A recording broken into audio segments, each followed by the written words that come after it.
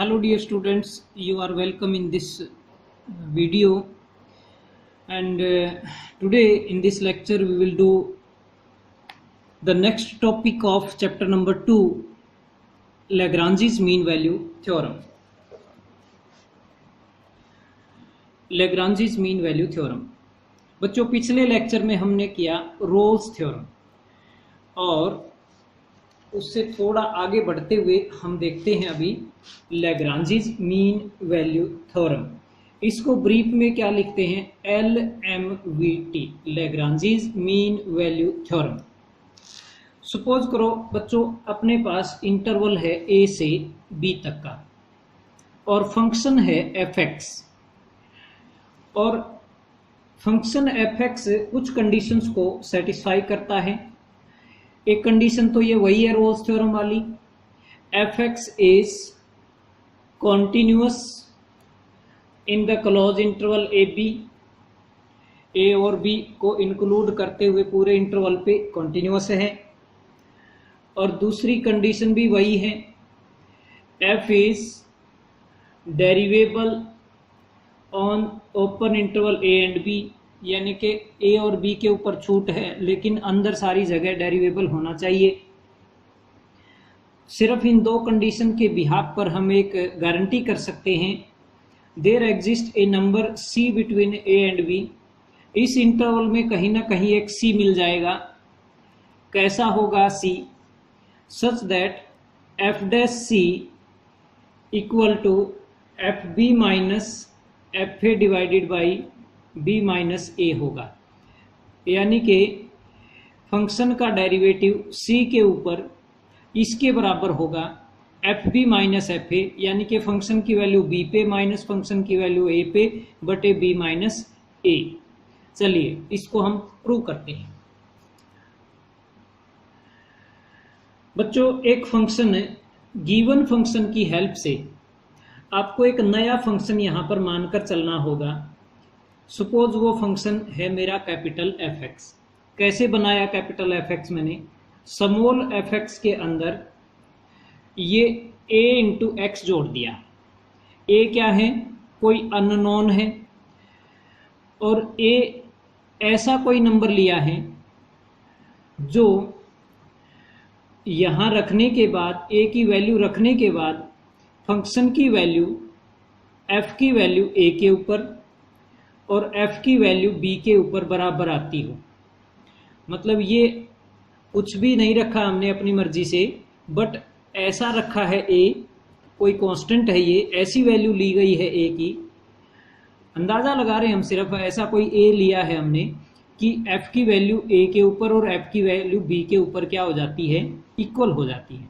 चलिए तो एक मिनट के लिए f की वैल्यू a के ऊपर कैलकुलेट करो, small fa plus a into A, और f की वैल्यू b के ऊपर कैलकुलेट करो, fb plus a into B.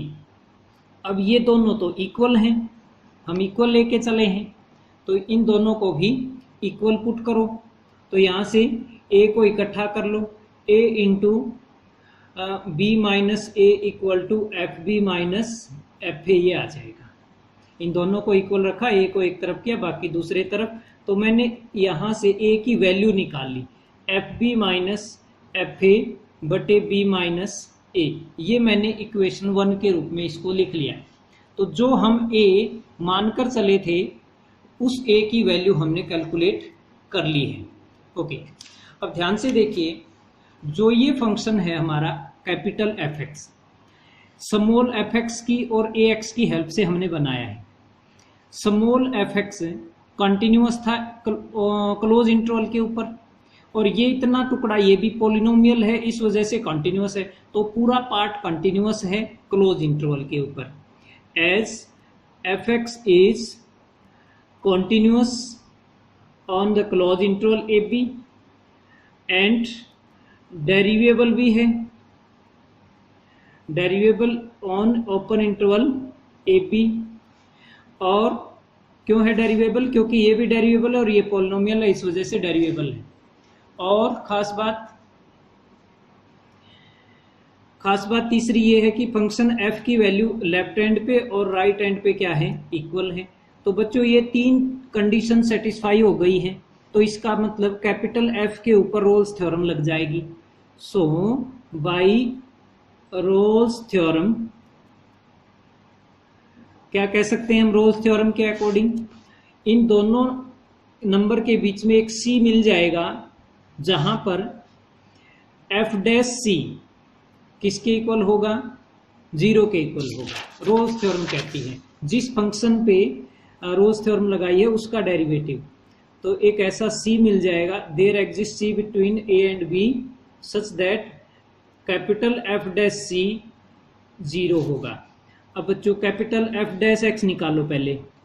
Capital f dash x क्या होगा, small f dash x plus ax का डेरिवेटिव तो a बन जाएगा, और इसमें x की जगह c रखो और 0 रख दो उसको, तो ये 0 equal to f dash c plus a, मतलब x की जगह c रखा फिर f डैश c को 0 रख दिया मैंने।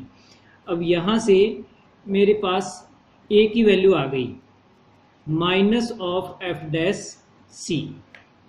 अब मैंने इक्वेशन 2 से भी a की वैल्यू निकाल ली और 1 से भी a की वैल्यू निकाली थी, इन दोनों को इक्वल पुट कर दो।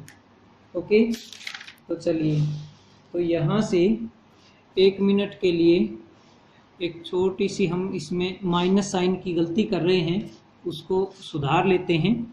मैंने a को बाहर लिया तो इधर b माइनस है, उधर F A minus F B बनेगा, यानी कि माइनस बाहर लूँगा अगर F B minus F A बनाना है तो ये माइनस बी है यहाँ पर।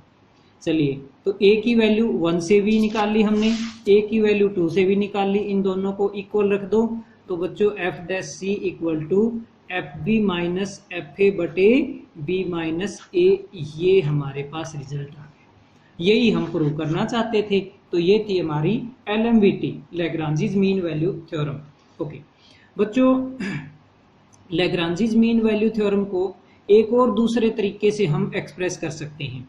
देखो, अपन ने इंटरवल लिया था a से b, मान लो तुमने ले लिया a से a प्लस h, मतलब ये लेंथ कितनी है, h लेंथ है।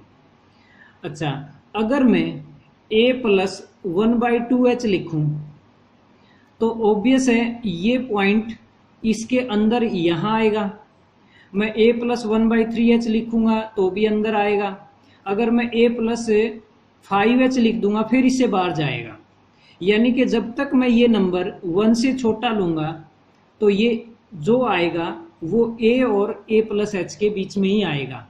यानी कि a प्लस थीटा h अगर मैं निकालूं और थीटा की वैल्यू 0 से बड़ी और 1 से छोटी अगर मैं रखूंगा तो जो ये नंबर आएगा ये a से तो बड़ा आएगा और a प्लस h से छोटा आएगा, यानी कि इनके बीच में ही कहीं आएगा। तो इसका मतलब जो c का रोल था हमारा पीछे, वो हम उसकी जगह ये लिख सकते हैं, क्योंकि हम कहते थे ना बार बार के इनके बीच में एक c मिल जाएगा। तो अब मैं कह सकता हूं इन दोनों नंबर के बीच में एक ऐसा नंबर मिल जाएगा। ठीक है, तो इसके लिए फिर क्या कहेंगे, Lagrange's mean value theorem, F function अगर वो दो कंडीशन सेटिस्फाई करता है देन देयर एग्जिस्ट एक theta between 0 and 1 such that कि एफ डैश सी की जगह ये आ गया a प्लस थीटा एच किसके इक्वल होगा, F of A plus H minus F of A divided by A plus H minus A, यानी कि एच। तो ये हमारी LMVT की दूसरी फॉर्म बन गई है। और इसी को अगर मैं इधर ले आऊं h को, तो F of A plus H की वैल्यू निकाल सकते हो। यहाँ से h को इधर ले आओ फिर इसको भी इधर ले आओ, तो F of A plus H की वैल्यू क्या आई बच्चों, F of A plus H into this, H into F dash A plus theta H. तो ये भी हम LMVT की फॉर्म कह सकते हैं, ये भी और एक पीछे बताई मैंने ये। तो ये हमारी ये दो ये फॉर्म और एक ये फॉर्म, ये तीनों LMVT की फॉर्म है। चलिए, अब मैं LMVT का ज्योमेट्रिकल मीनिंग बताता हूं आपको।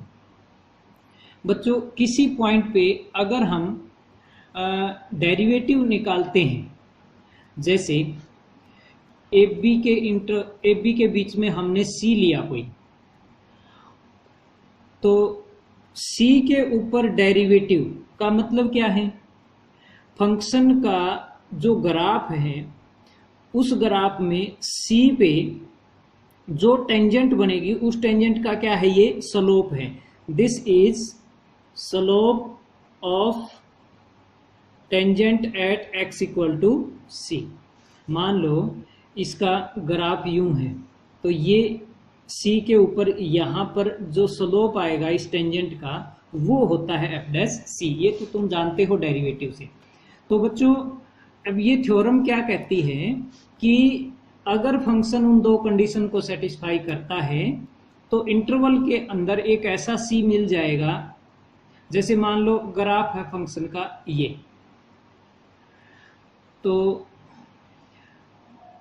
F B minus F A बटे बी माइनस ए। पहले मैं इसको देखता हूं क्या होता है, ये क्या चीज है। ये बच्चों इस पॉइंट के ऊपर गया मैं, तो यहां पर पॉइंट के कोऑर्डिनेट बता सकते हो, एक्स की वैल्यू तो ए है और वाई कोऑर्डिनेट क्या है, एफ ए है। और यहाँ के ऊपर जाओ, यहाँ पर एक्स कोऑर्डिनेट क्या है, बी, वाई कोऑर्डिनेट क्या है, एफ बी। ओके, तो अगर मैं इस लाइन को यूं ऐसे इन पॉइंट्स को ज्वाइन कर दूं, तो ये जो ए बी लाइन बन गई है, इस ए बी लाइन का स्लोप क्या आएगा, वाई कोऑर्डिनेट में से वाई कोऑर्डिनेट घटाओ बटे एक्स कोऑर्डिनेट में से एक्स कोऑर्डिनेट घटाओ, यानी कि F B minus F A बटे बी माइनस ए। यही तो आ गया, यानी कि ये चीज क्या आई है, ये स्लोप आया है, slope of A B line आया है, कोड ए बी का स्लोप है ये। ओके, और एफ डैश सी क्या चीज है, एफ डैश सी है सी पॉइंट के ऊपर फंक्शन के ग्राफ पे जो टेंजेंट आएगी उसका स्लोप। और ये थ्योरम फिर क्या कहती है, एलएमवीटी, एलएमवीटी कहती है कि ये दोनों चीज इक्वल होंगी, यानी कि जरूर एक सी मिल जाएगा अंदर में, जहां के इसके ऊपर यहां जो टेंजेंट आएगी वो टेंजेंट का स्लोप और ये ए बी का स्लोप क्या होंगे, सेम होंगे। सेम होने का मतलब है ये टेंजेंट लाइन और ये कोड पैरेलल होंगी। ये स्लोप सेम होने का मतलब है टेंजेंट का स्लोप और ये कोड का स्लोप दोनों सेम होने का मतलब है वो पैरेलल होंगी। तो बच्चों ये थी एलएमवीटी, कहती है कि कोड बना लो, कोड जो भी होगी उस लाइन के पैरेलल जरूर कहीं ना कहीं टेंजेंट आपको मिल जाएगी। तो ये भी ज्योमेट्रिकल मीनिंग भी पूछा जा सकता है, आपको ध्यान रखना है। चलिए अब मैं एलएमवीटी से रिलेटेड एक दो प्रॉब्लम डिस्कस करवाता हूं। Example number 1, verify LMVT. Given function क्या है, F X equal to 2x minus X square और इंटरवल क्या है 0 से 1 तक का। तो देखो फंक्शन पोलिनोमियल है, इस वजह से कॉन्टिन्यूअस भी है, डेरिवेबल भी है। ठीक है, अब हमें वेरीफाई करना है। वेरीफाई का मतलब एलएमवीटी को चेक करना है कि ये बात सही बताता है कि नहीं, यानी कि ऐसा सी मिलेगा कि नहीं मिलेगा इंटरवल के अंदर, वो चेक करेंगे। तो हमने ऐसा सी 1 मिनट के लिए मान लिया कि एफ डैश सी किसके इक्वल है, F B minus F A बटे बी माइनस ए के इक्वल मान के चलते। तो बच्चों एफ डैश सी निकालो और ये भी निकालो, इक्वल रख दो, वहां से सी की वैल्यू निकालो। अगर वो सी की वैल्यू इस इंटरवल में आई फिर तो वेरीफाई हो गई थ्योरम, और अगर इस इंटरवल से बाहर चली गई फिर हम कहेंगे जी एलएमवीटी ने तो झूठ बोला है, एलएमवीटी रिजल्ट तो सही नहीं है। लेकिन बच्चों अगर ये फंक्शन कॉन्टिन्यूअस भी है, डेरिवेबल भी है, तो गारंटी है कि वो सी जो आएगा वो इंटरवल में ही आएगा। चलो इस बात को हमें सिर्फ चेक करना है। तो देखिए एफ डैश सी निकाला, पहले एफ डैश एक्स निकाला, क्या आया 2 माइनस 2x। एफ डैश सी क्या आया 2 minus 2c। F B minus F A बटे बी माइनस ए निकालो, बी की जगह 1 ए की जगह 0। तो F zero minus F 1 minus F 0 बटे 1 माइनस 0। एफ 1 निकालो, एफ 1 निकालो, तो x को 1 किया, 2 माइनस 1 1, 0 निकाल लो, 0 पे 0, 1 माइनस 0 यानी कि 1। तो बच्चों ये आ गई हमारे पास वैल्यू इसकी। अब इन दोनों को रख दो बराबर, तो 2 माइनस 2c इक्वल टू 1, यानी कि 2c इक्वल टू 1, तो c की वैल्यू क्या आई 1/2। तो ये जो c आया है, क्या ये इंटरवल में आया है? यस, इंटरवल के अंदर है। इसका मतलब LMVT इज वेरीफाइड। यही हम प्रूव करना चाहते थे। तो बच्चों इस टाइप के कुछ वेरिफिकेशन की प्रॉब्लम्स हैं यहाँ पर। जैसे एग्जाम्पल 4 तक, 4 में भी वेरीफाई करना LMVT को sin x के लिए। तो एग्जाम्पल नंबर 4 तक 5 में भी वेरीफाई द कंडीशन है। तो ये कुछ आसान सी प्रॉब्लम्स हैं, ये कर लेना। लेक्चर यहीं फिनिश करता हूँ, क्योंकि ज़्यादा लंबी वीडियो में मेरा मोबाइल गर्म हो जाता है।